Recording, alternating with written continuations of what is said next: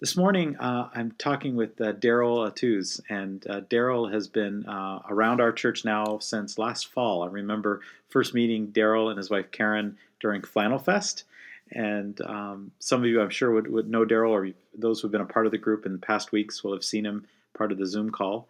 Derryl is from Alberta, I don't want to mispronounce the name of the town, Derryl. It's Wetaskiwin. Wetaskiwin. And now you've been in Nova Scotia for about 12 years? 12 years, yeah. Yeah. Well, I'll let you talk about yourself rather than me talking about you, but I do want to say that I've really benefited and appreciated your friendship, Derryl, through this last fall and into the winter on our Sunday morning Bible study. We had this group called Knowing God where we talked a lot about theology, and I really grieved that study not happening during COVID-19. So do I. It was just, we had such a great group, and I know some members of that group are now here at part of the Sunday morning coffee with men. Right. But during that time, we started to build a bit of a friendship, and over this last few weeks, we've been seeing more of you and Karen, and just looking forward to that friendship growing. And one of the things I've been so impressed is that you have a willingness to share about your inner life. And I was sharing this morning that for a lot of men, that's difficult to try to articulate that, to talk about what's going on inside my heart. And I know that a part of that is the way that God has built you and made your personality, that you're able to express those things and to wrestle, to allow for there to be some mystery and not having everything nailed down. And that teachability, that humility of spirit that I see in you, I find so encouraging. And so I'm really excited that you agreed to have this time to share with the other men today through this interview. The first question I ask everyone: how do you enjoy your coffee? Well, I would call myself a coffee snob.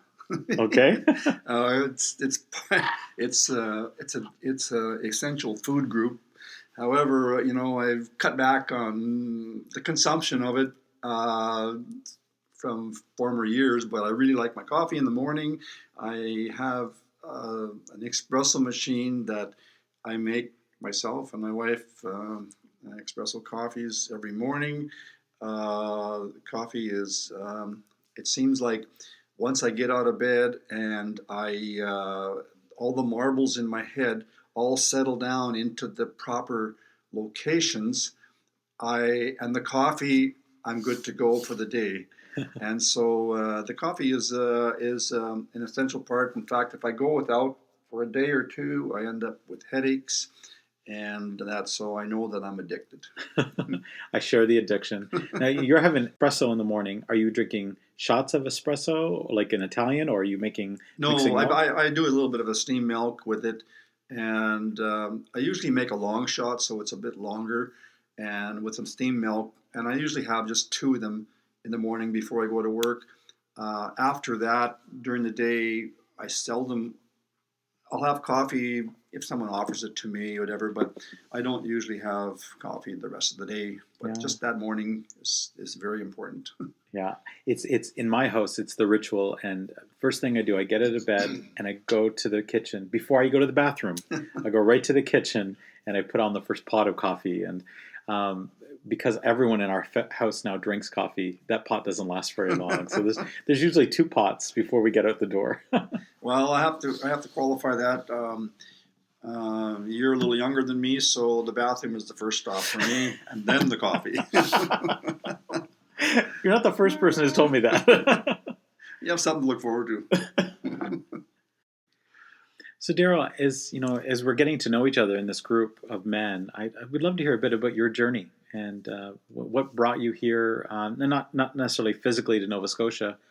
Maybe that would be a part of the story, but what has brought you here to this place where you are in your faith now?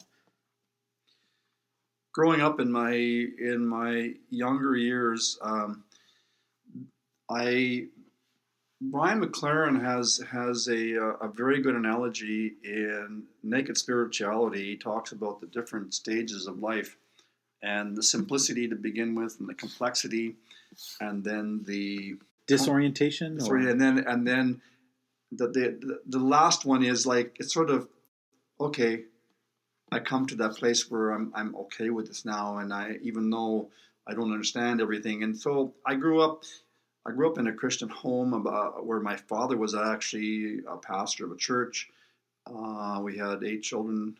I was the oldest of 8. Had a great family. I had a great upbringing, and I was very simplistic in my faith. In fact, I remember in high school they called me Father Toews because they likened me to a priest or whatever, because they knew where I stood and they knew my faith, and so I was very strong in my faith. And I remember my employer at the grocery store I worked at, he said that I should be a minister. And I'm going like, no. I want to be a builder. I want to build. I love building, and so that part of my life, the simplicity was very strong until I got married and had some children, had 2 kids, and got involved in the business. And the black and whites were not so black and white anymore, and it was a bit of a gray area. And I never strayed from my faith. I never strayed from my belief on who God was and who Jesus was, and the impact that it had in my life. However, I started questioning a lot of things, and through that period, it has actually opened my eyes to realize how big the universe is, I guess if you want to call it, and how things are not as what I was actually maybe necessarily taught to believe, but I was led to believe.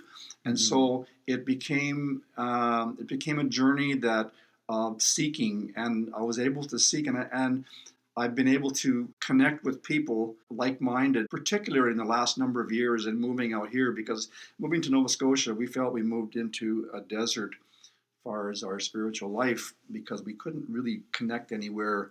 However, our faith was strong, and we were close to our relationship with Jesus. However, with people and churches, we didn't connect, we didn't click.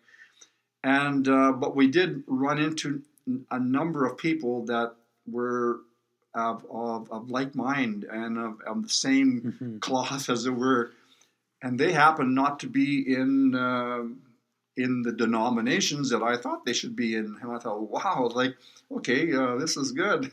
And so we've been able to grow in that respect. And finding Bridgewater Baptist was sort of just spinning the wheel, and it hit on the right number. And we showed up here on flannel night and or flannel day, I guess it was, in Sunday morning service. And after the service, my wife and I, we were just awestruck to realize that here was yourself, Aaron, speaking the same kind of language that we have been searching for and looking and doing for the last number of years. It's good.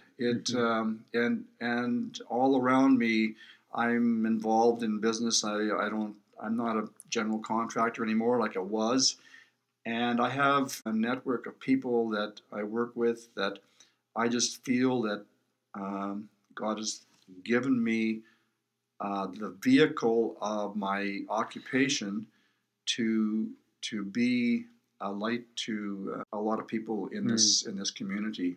That fires me up. I remember a lady saying to my wife, a few months ago, and she asked my wife what I was doing, and she says, he was building a house for some people.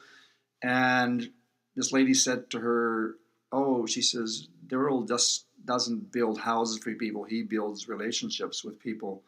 And I thought, that's so true, because that's how I feel, and that fires me when I get up in the morning, and particularly now with this COVID pandemic.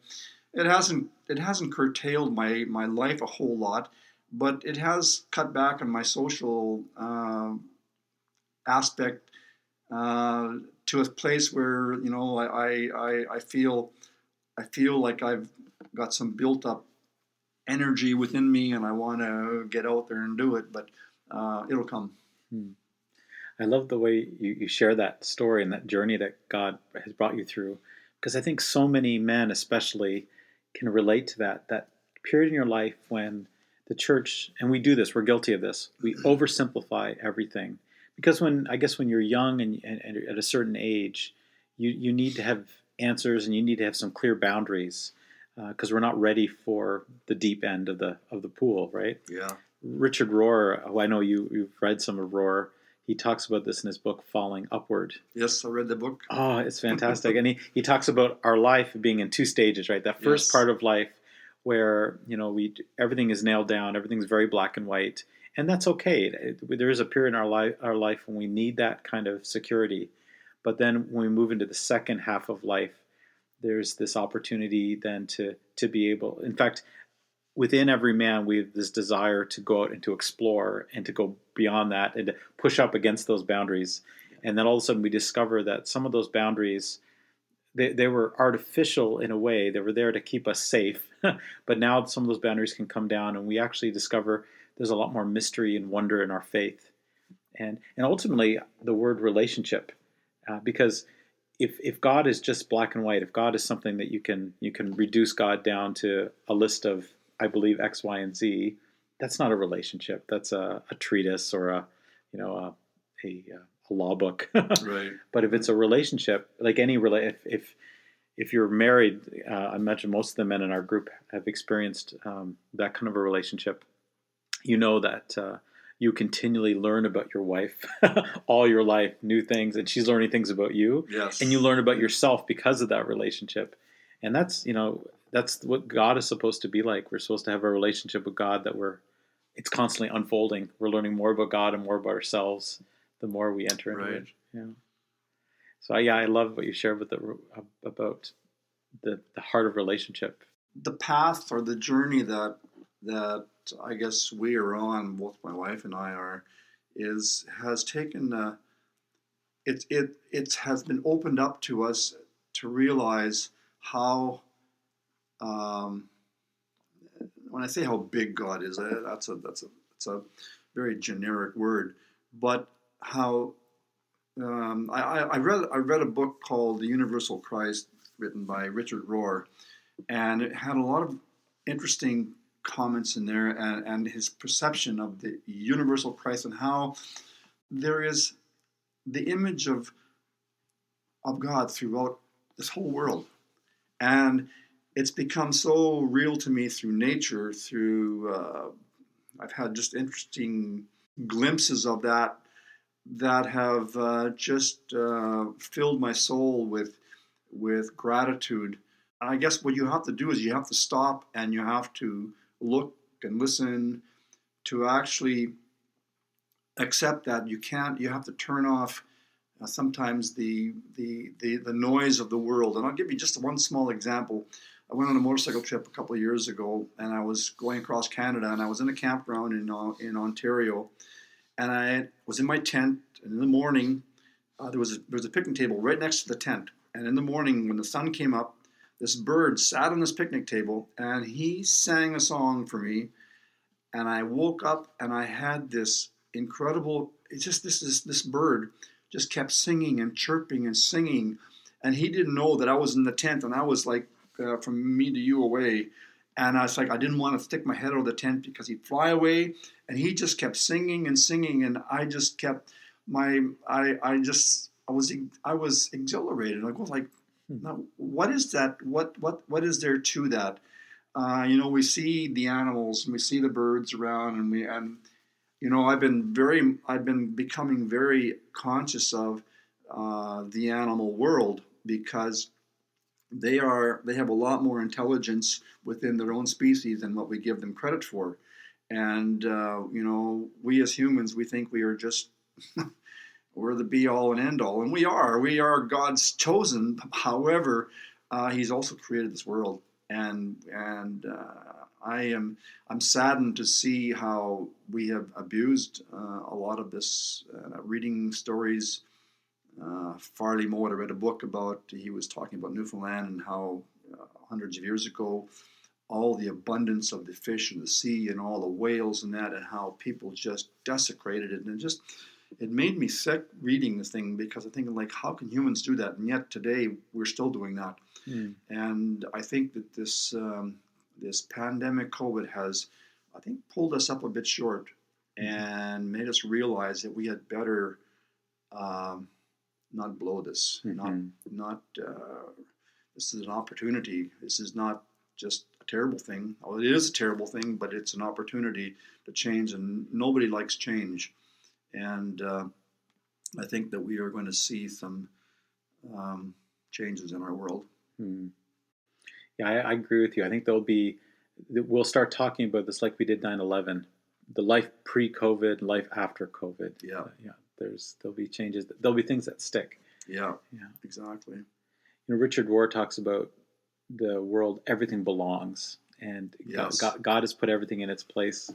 In a few weeks' time, we're going to be talking to author Jonathan Wilson, who is one of the leading theologians when it comes to care of creation. And he's very involved with this group called Arosha, which is based in Canada, but does basically bringing faith to bear when it comes to the world and the environment.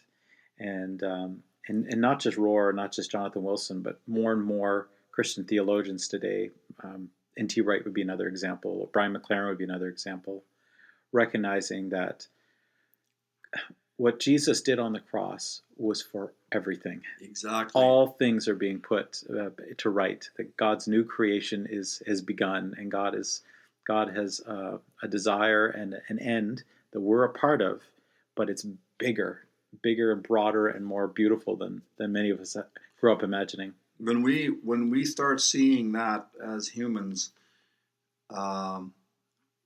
your faith becomes much more than just what you even read in the Bible, whether you get it from a sermon in a church or reading in a book.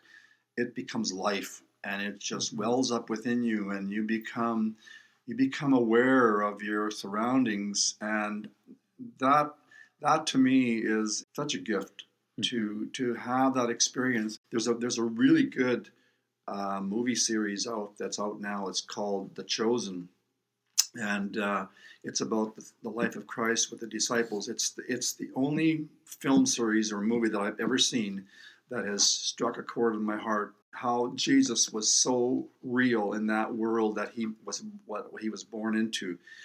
And one of the last episode was and it's going to continue on, but the last episode was the encounter with the disciples at the well with the Samaritan woman, and how Jesus responded to that. And the movie series it doesn't deviate from what the Scripture talks about, but what it does is it fills in the gaps of what life really was like. Because we can read the Bible and oh yeah, it was good. That was fine then, but until you see that it was actually flesh and blood, it was actually things that happened. These people, Jesus was a real person. He integrated with society. Anyways, he was talking to the Samaritan woman, and she said, well, you worship in Jerusalem, and we worship in the mountain Samaria. And Jesus said to her, there's going to come a time when you don't worship in any place. You worship God in spirit and in truth. And I've read that and I've heard that all my life until I saw that and him say that. And I realized it's just like a light bulb came on. It's like, wow, it has brought together all the other avenues that have been sort of filtering into my heart, into my mind. And it's just one of those other things that just fill with joy and freedom. Yeah, I'm not bound by a bunch of rules. I'm not bound by a bunch of legalistic people that would like to put parameters around me. But I'm bound by the love of what Jesus did for our world. It's especially during this time of COVID-19, there are many people that there's an importance, I think, of gathering together as a community of faith and having these corporate times of worship. But sometimes the church becomes that sacred space. It becomes the Sumerian mountaintop or the Jerusalem. But when Jesus' teaching to that woman is that you can be anywhere and God is present. You shared one morning about an experience you had just becoming aware of the water moving. I don't know if you remember that. Oh yes. Yeah. Oh yeah. Would you share that for? Oh yeah. I was building a house out on Indian Path Road, and it was I was outside. I was pumping the water just to clean the well, and I had let the hose run for hours and hours and hours, and it was a nasty sort of day out. It was snowing, and that. I looked at the water. It was just crystal clear and clean. It was just running, flowing, and that water was coming from deep within the earth, and I'm thinking like it just flows. It just keeps coming and coming and coming. Like where does that water come from?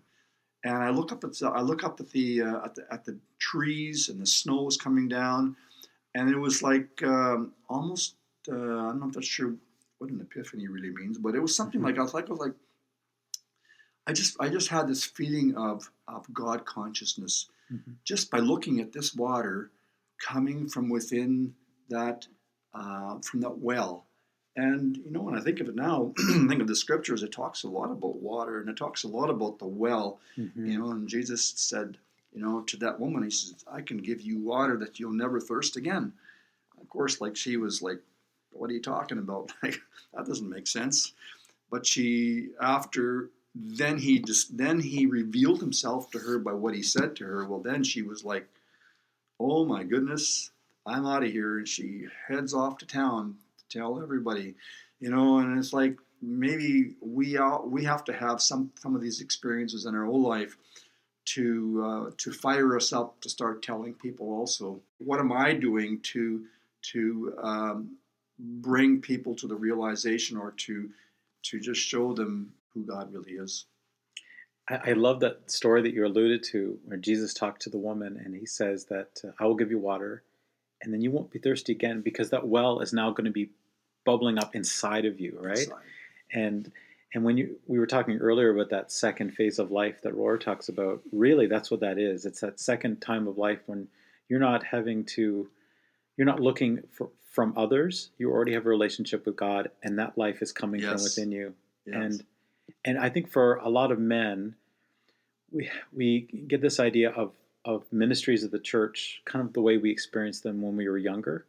And a lot of men don't need that anymore. We don't need to sit and just have someone to feed us or to give us. We need to be fed, but we need to feed each other. We need to feel that we have something to contribute, and that we've got gifts. We can use our hands or our whatever gifts that God has given us. If we're being called just to be passive and to sit and behave, that's not life. But if we're called to engage and get involved and and take risks and use the things God has given us, that's a different thing altogether. That's the way God created us, and I think the enemy of our soul would like to tell us differently and just say, to be passive and just. I like the word fierce too. I think one of the authors that I really enjoy listening to or reading about is John Eldridge, and he talks about the fierceness of what Jesus was. When you think of Jesus as being fierce, like we see these pictures of him as with long face and passive in a white gown and that,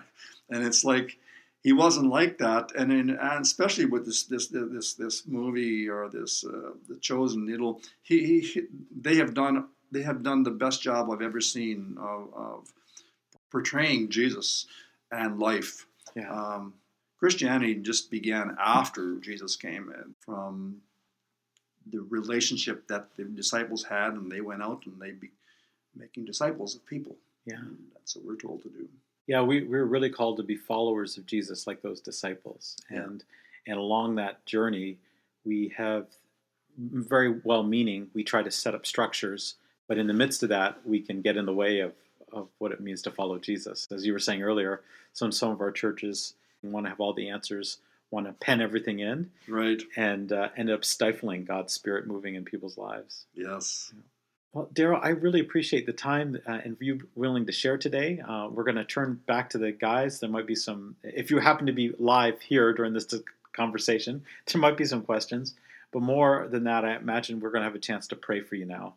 Is there any way that we can be praying for you and for Karen, or supporting you as a brother in Christ here in this group? Stay true to our hearts, and not to be persuaded or getting off track, but to stay true and to follow the passions of our heart. In our stage of life, in reality, if you took a measuring tape and took the time frame on that measuring tape of where you're at, we're nearer to the end of our measuring tape than in the middle or the start. So with that in mind, we want to just make the best of our life. Yeah. And I guess that would be my prayer request to do that. Thanks so much, Derryl.